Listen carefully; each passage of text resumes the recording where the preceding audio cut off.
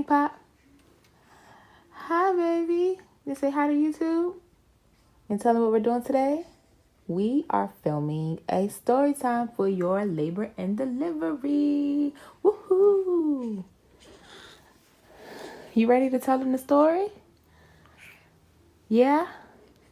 All right, come on. Let's tell them what happened. Okay, so basically, it all started on September 24th, 2019. I went to a doctor's appointment, and I thought it was just like a routine doctor's appointment where they measure my belly, they listen to the heartbeat, they ask me questions, ask me if I have any questions or whatever. But it was a little bit different this time. So basically, I went there, they did all of the above and then some. So I ended up getting a membrane sweep to basically jumpstart the labor, which hurt like hell. Okay, they basically stick their whole fist inside you and they just sweep your membranes. They just go around and do all that, and it hurts basically. So they was basically telling me like, okay, this should jumpstart your labor, but if not, we're gonna induce you. And mind you, I'm already 40 weeks. I'm a couple days out from my due date. And the reason why they were trying to jumpstart my labor and induce me was basically because I never did the glucose test. We gotta drink that nasty stuff. Never did it. I didn't do it with my oldest daughter, and I didn't do it with this one because I just heard like so much bad stuff about it, and it has like a lot of toxic stuff in it. And I just didn't want to do it. And plus, I know you could do a finger stick like I did with my oldest daughter. And, you could test my blood sugar like that for gestational diabetes. So, because I didn't do the glucose test, they didn't know exactly where I stood with gestational diabetes, if I had it or if I didn't.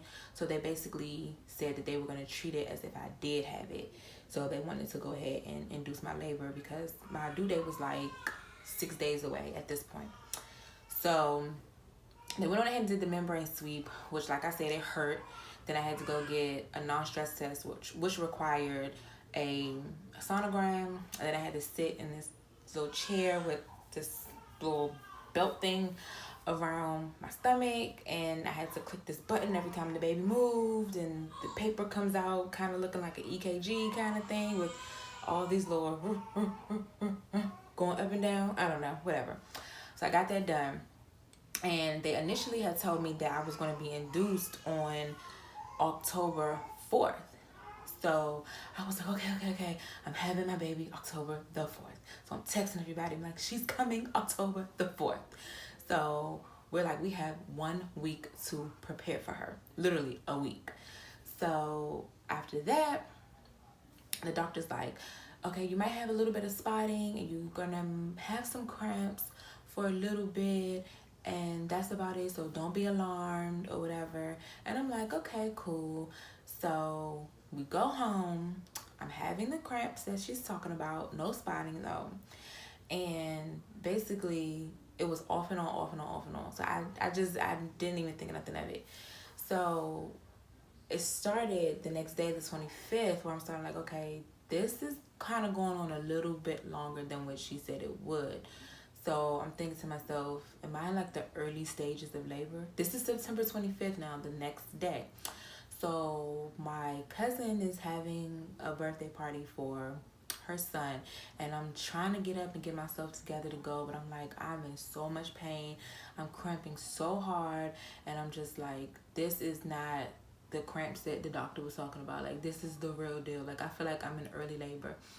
And I'm just sitting there, and my husband and I were timing the contractions, or what we believe to be contractions, and they're all over the place. But one thing that stayed the same and stayed consistent was they were 10 minutes apart.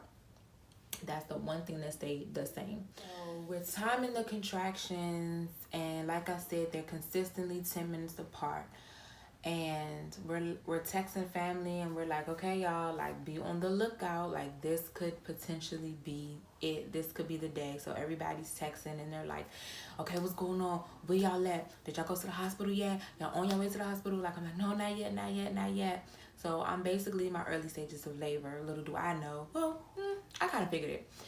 So I'm in my early stages of labor on September 25th, and I'm just at home, just, dealing with it, just taking it. Mind you, I have a toddler. Okay. All right. Anyways, so let me think. So I would say the night comes and we're like ready for bed, and we're like, okay, we're gonna go to bed. Let's just get some rest.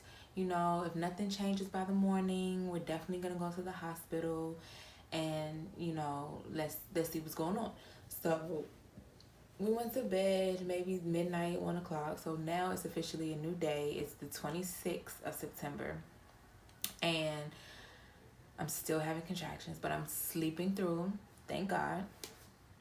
And it's basically was just like we were asleep, but it was really like we were up every 30 minutes or so, because it's like we didn't know what was going to happen next. So it's like my husband's like rolling over like, you okay, you good? And I'm like, oh, oh yeah, I'm fine. Oh, there go another one. Okay, I'm good. It was kind of like that. So we really didn't get any sleep. So I would say this is when everything started to take a turn, you know. So around 4 o'clock in the morning, I get up and I go to the bathroom. I have to use the bathroom, okay? So I go to the bathroom and I wipe, and there's like this thick, slimy substance on the tissue. And I was like, that's my mucus plug. I was like so pressed for that to happen, so pressed for my water to break, because it didn't do that with my firstborn. So this time I was like, please, please, please, please, please, please, please, I want my water to break. I want to know what it feels like to just say, oh, my water broke, So let me tell y'all this. I actually took a picture of it and I sent it to my mother, and I sent it to my cousins in the group text. And this is like 4 o'clock in the morning.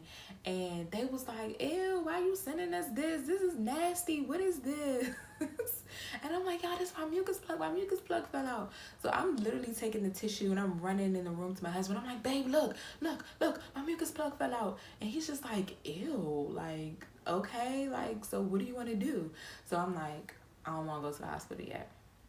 And the reason why I didn't want to go to the hospital was because even though I was having contractions and even though my mucus plug fell out, I didn't want to go to the hospital because I know how these things go. If you go to the hospital too soon and you're not in what they call active labor, they will send you home. And I was not having that. I'm like, if I go to the hospital, I'm not leaving until I have my baby. So I know how these things go, right? So I called the on-call doctor that was there at the hospital, and I told him what happened. I was like, my mucus plug fell out, and I've been having contractions for a very long time. They're 10 minutes apart, and just basically just wanted to see what he would say. And he was basically like, come in if your water breaks or if your contractions are 5 minutes apart, because this is your second pregnancy. Things can go from 0 to 100 real quick. So he was like, let's not waste no time. So I'm like, okay. So we're sending out text messages and we're like, not yet, y'all, not yet. Okay. So I go back and lay down and I sleep for like another 2 hours, right? So I get up around 6:30 in the morning because I have to go pee again. Y'all know how it is when you're pregnant. You always got to go to the bathroom.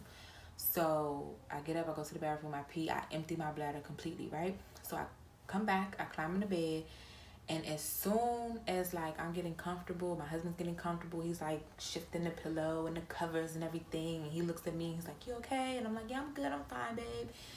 I felt a pop in my stomach, like literally a pop, and a gush of water just came out. Like it just flowed out. Not a trickle, not a tinkle, but a gush of water came out. And I was just like, I was like, babe, my water just broke. And he was like literally this close to falling back to sleep. And it was just like, that's it, man. Mucus plug came out, contractions every 10 minutes. Then it started to dwindle down to every 7 minutes. And then my water broke.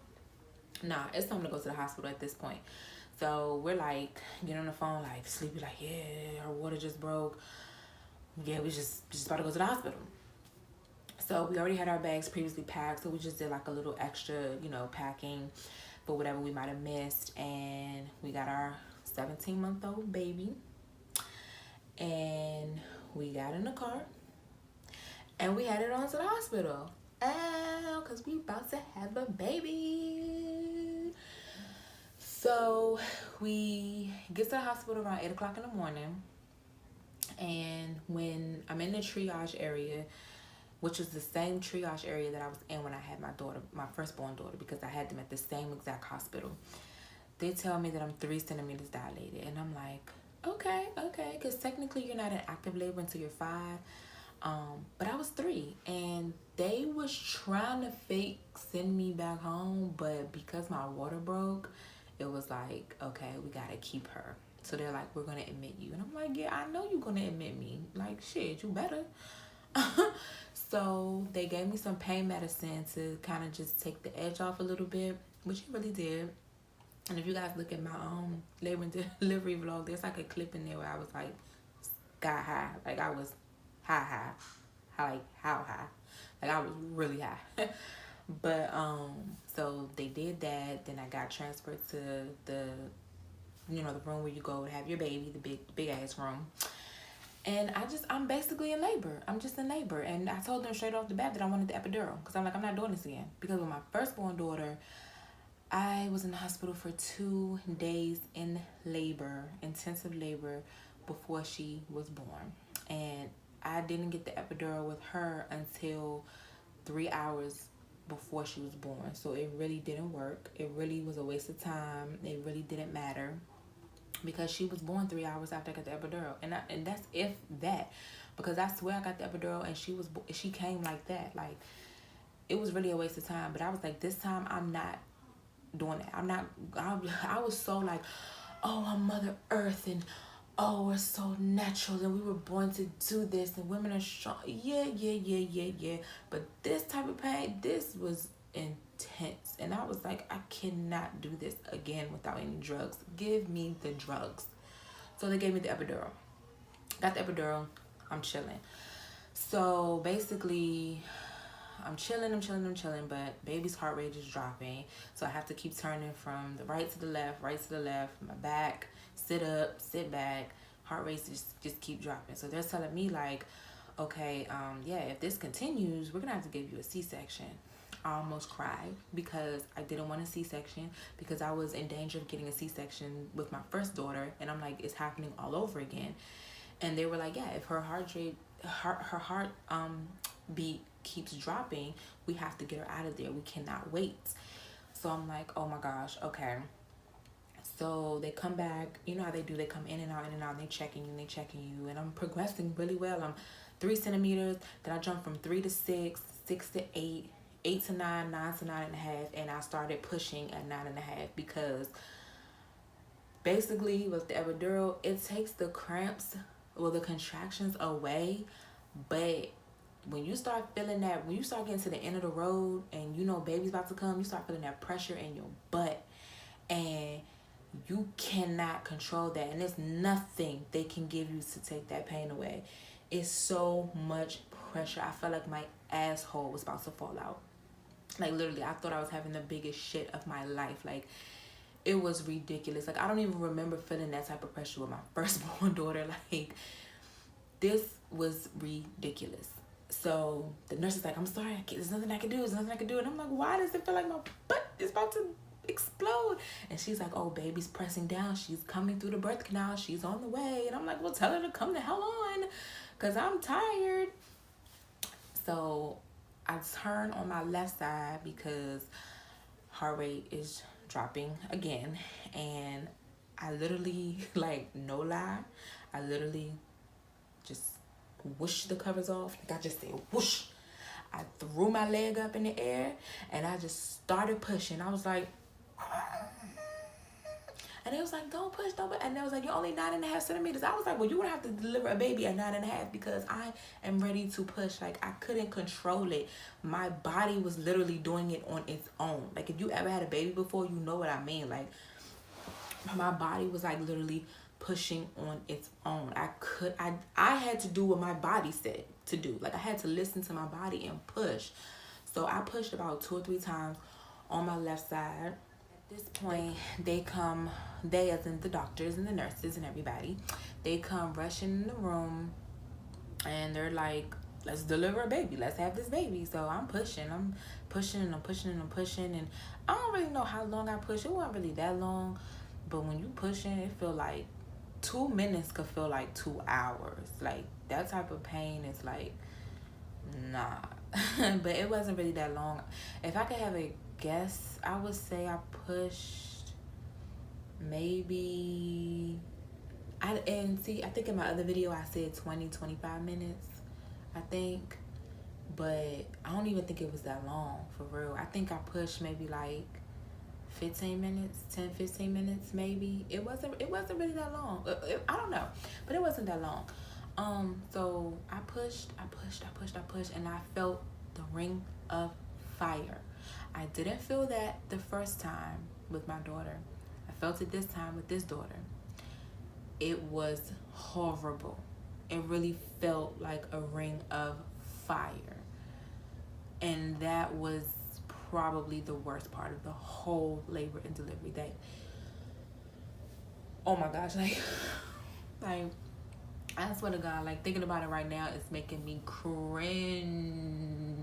Like I'm cringing thinking about that ring of fire. Like it's real. It's really a such thing.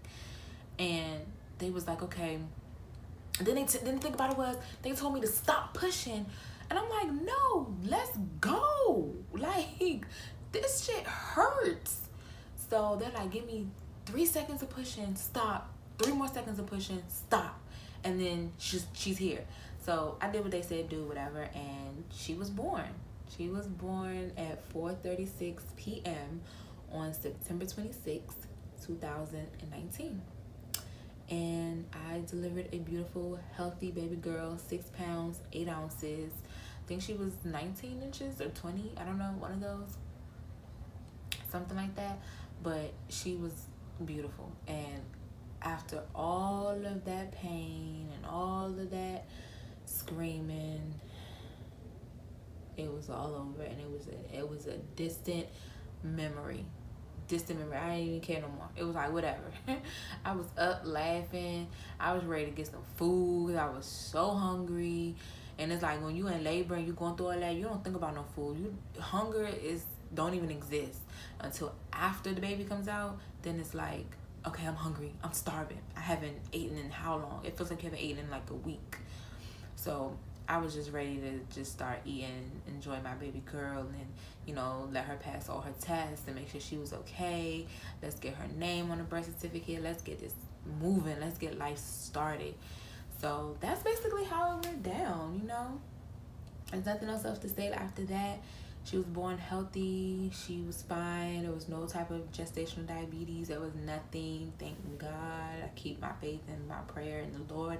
And I knew I was doing the right thing by not getting that glucose test, because I just personally didn't believe in it. And I didn't feel like I needed to do that. And I just kept my faith in God. And I knew my baby was okay. And I knew she was going to be okay.